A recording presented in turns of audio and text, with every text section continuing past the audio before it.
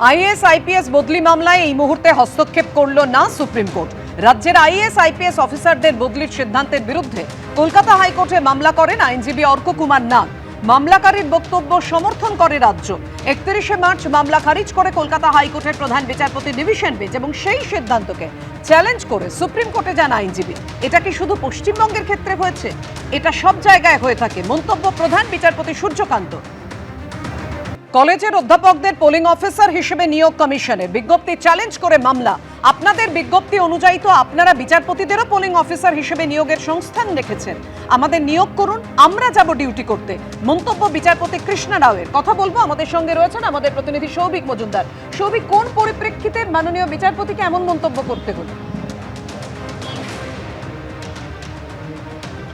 দেখো, তুমি জানো যে নির্বাচন কমিশনের তরফ থেকে যে বিজ্ঞপ্তি জারি করা হয়েছে সেই বিজ্ঞপ্তি অনুযায়ী এবার কিন্তু কলেজের যারা অধ্যাপক রয়েছেন সেই অধ্যাপকদেরও পোলিং অফিসার হিসাবে নিয়োগ করার সংস্থান রয়েছে এবং নির্বাচন কমিশনের তরফ থেকে সেই কলেজের অধ্যাপকদেরও কিন্তু পোলিং অফিসার হিসাবে ইতিমধ্যেই নিয়োগ করা হয়েছে এবং তাদের প্রশিক্ষণের যে কাজটা সেই কাজটাও সম্পূর্ণ হয়েছে।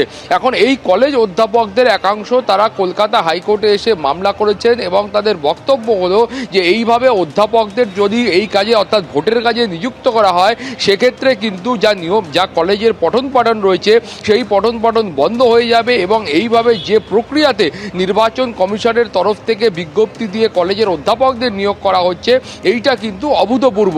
ফলে এই অভিযোগ নিয়ে তারা যখন কলকাতা হাইকোর্টে আসছেন সেই মামলা এবং বিজ্ঞপ্তি দেখার পরে মাননীয় বিচারপতি কৃষ্ণা রাও তার মন্তব্য হচ্ছে যে নির্বাচন কমিশন তার যে নির্দিষ্ট অবস্থান রয়েছে সেই অবস্থানে তারা স্থির থাকতে পারছেন না, তাদের অবস্থান সময়ের সঙ্গে সঙ্গে পরিবর্তিত হচ্ছে এবং তিনি বলছেন যে এই যে নির্বাচন কমিশনের বিজ্ঞপ্তি সেই বিজ্ঞপ্তিতে তো কলকাতা হাইকোর্টের বিচারপতিদেরও পোলিং অফিসার হিসেবে নিয়োগ করার সংস্থান রয়েছে, ফলে আমাদেরকে নিয়োগ করুন, আমরাও তাহলে ভোটের ডিউটিতে গিয়ে অংশগ্রহণ করব।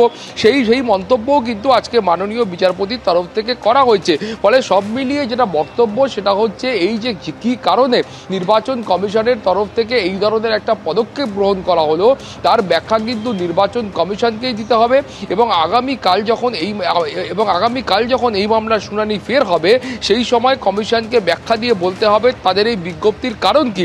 এবং এখানে যে অভিযোগ করা হচ্ছে যে নির্বাচন কমিশন তারা কিন্তু সময়ের সঙ্গে সঙ্গে নিজেদের যে অবস্থান রয়েছে সেই অবস্থান একাধিকবার পাল্টেছেন এবং নিজেদের যে বিজ্ঞপ্তি রয়েছে সেই বিজ্ঞপ্তিগুলো একাধিকবার পাল্টানো হয়েছে।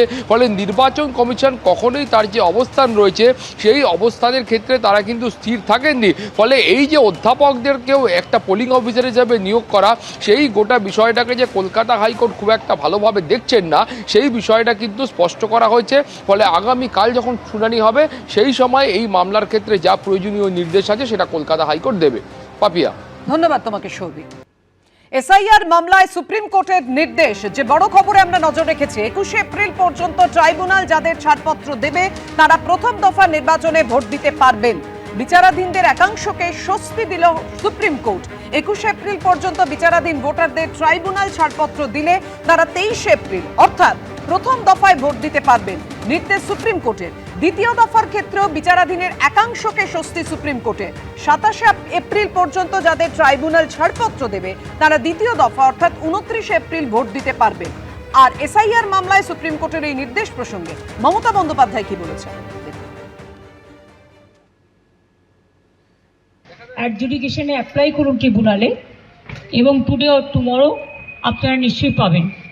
আজকে সুপ্রিম কোর্ট অর্ডার দিয়েছেন যাদের নাম আছে ট্রিব্যুনালে, মানে যারা অ্যাপ্লাই করেছেন সকলেই মোটামুটি করেছে আমার মনে হয়। তো সেখানে ফার্স্ট ফেজের ভোটার লিস্ট ওরা ডিক্লেয়ার করবে, সাপ্লিমেন্টারি লিস্ট 21 তারিখে, 23 তারিখের আগে। ওটা পেয়ে গেলে আমাদের বুথের সমস্ত কর্মীদের বলবো, আমাদের লিডারদের বিভিন্ন জায়গায়, যে তারা যেন রাতের মধ্যে ভোটার স্লিপ তৈরি করে বাড়ি পৌঁছে দেয় যাতে ওরা ভোট দিতে পারে যাদের নাম বাদ দিয়েছিল।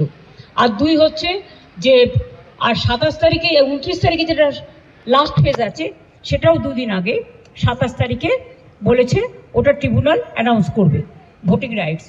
সুতরাং I am so happy and I am proud of my judiciary এবং আমি নিজে কেস করেছিলাম, এটা আমার কেসের ওপর।